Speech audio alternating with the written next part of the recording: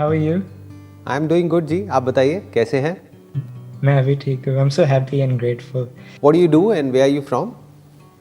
मैं न्यूजीलैंड में अभी रह रहा हूँ अपनी फैमिली के साथ और I'm a student. I'm also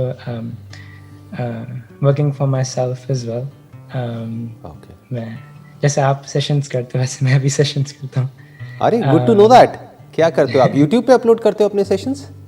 नहीं मैं I have a following on Instagram. तो जैसे आपने मतलब मेरी जो पूरी लाइफ है it's always by your guidance. और मैंने अप्रैल में जब वो पेंडेमिक स्टार्ट हुआ I started to help other people through my post.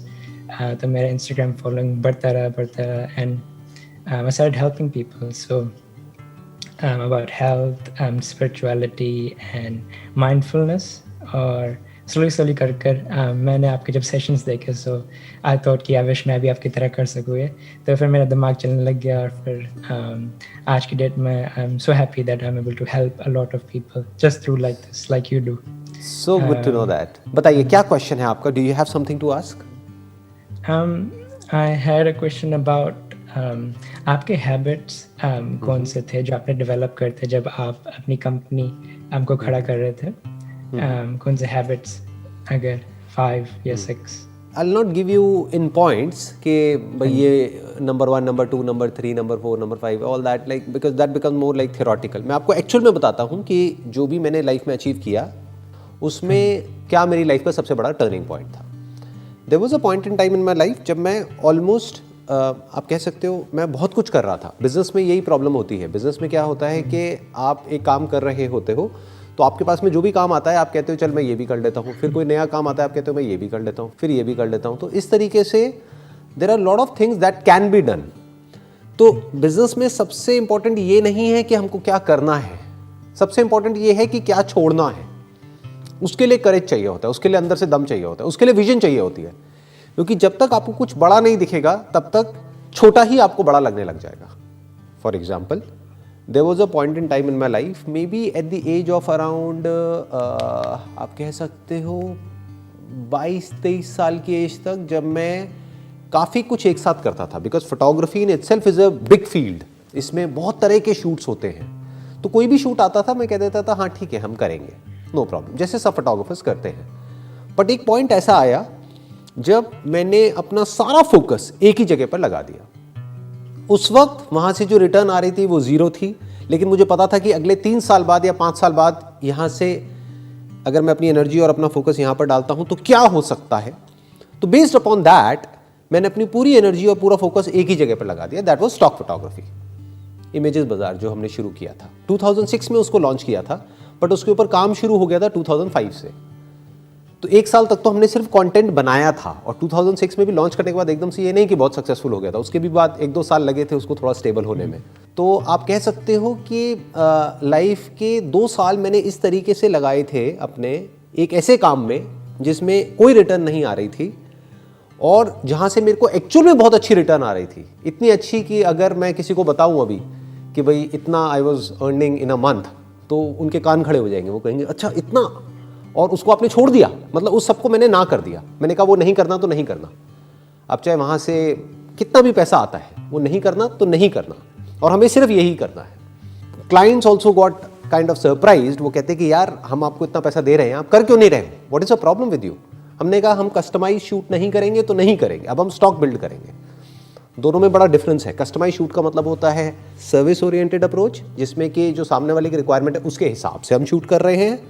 और stock is more like a product based approach जहां पर हम अपना स्टॉक क्रिएट कर रहे हैं, अपने हिसाब से हम कुछ क्रिएट कर रहे हैं. वो बिकेगा या नहीं बिकेगा वो भी हमको नहीं पता है. किसी को वो पसंद आएगा या नहीं आएगा फ्यूचर में पता नहीं. वो सक्सेसफुल होगा या नहीं होगा पता नहीं. But I had that conviction, I had that vision.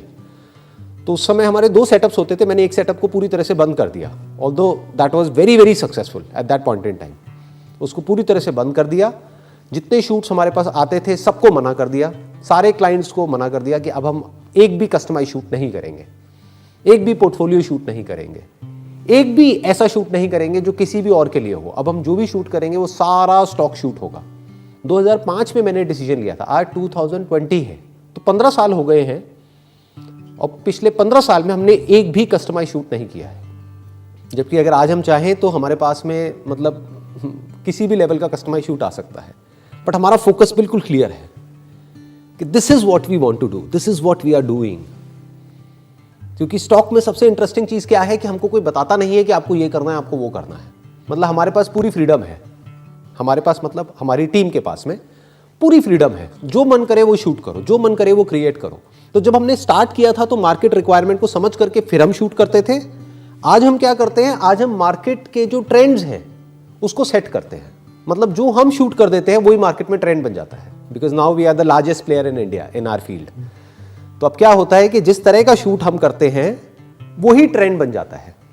मतलब एक स्टाइल ऑफ शूट, एक काइंड ऑफ शूट जो किसी ने सोचा भी नहीं होता, वो हम सोचते हैं right from the stage of conceptualization to execution. वो सारा हमारी पूरी की पूरी टीम है, right from creative researchers to creative directors to art directors to photographers to makeup artist, stylist, आगे जितना भी कुछ होता है, post production, editing, retouching, after effects, वो सब हमारा इन हाउस टीम है पूरी की पूरी।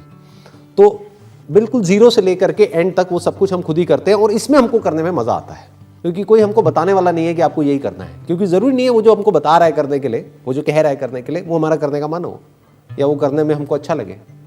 मेरा जो एक फोकस था पहले शुरू में करियर में, वो था कि जो भी काम मैं कर रहा हूँ फोटोग्राफी में, उससे रिलेटेड जो भी काम आ रहा है वो सब करते रहूँ।